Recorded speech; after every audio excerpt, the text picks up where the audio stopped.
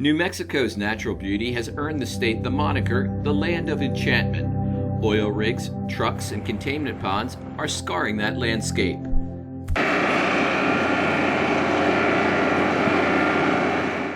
Delaware Riverkeeper Maya Van Rossum visited the state recently at the request of environmentalists and citizens groups studying the idea of having New Mexico adopt a green amendment, a reference to Pennsylvania's amendment guaranteeing the rights to a healthy and clean environment.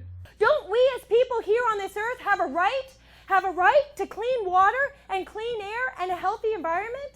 Isn't that our right by virtue of the fact that we are people here on this earth? And I have the very difficult job of telling them, no, you don't have that right. Environmentalists say New Mexico is one of the top states for oil and gas production. The majority is taken from state and federally owned lands. Some of the areas are important to Native American culture. That is a pilgrimage stopping point where the Western medicine men from the western part of the Nation stop place over there to refill their water bags.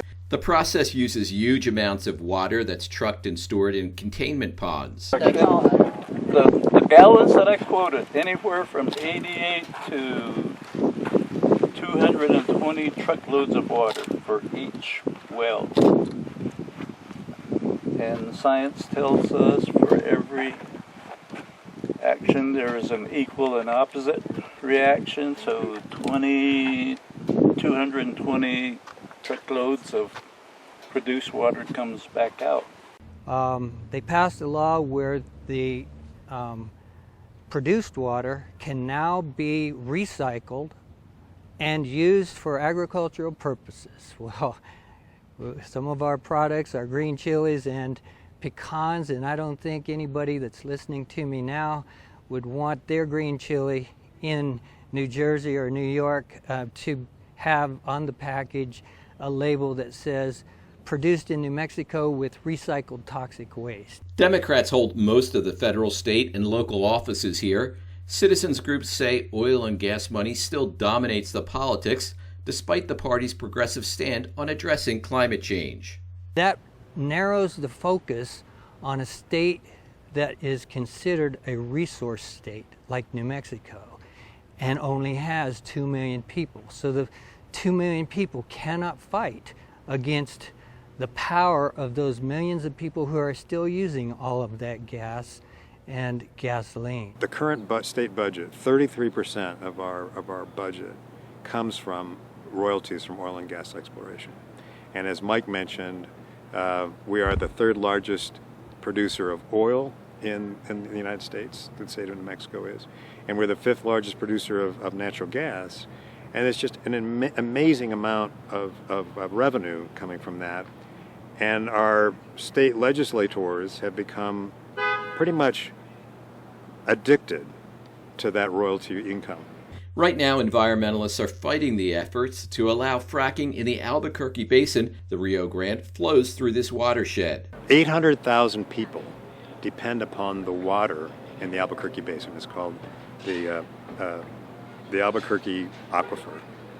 And it's pretty clean water, very clean water.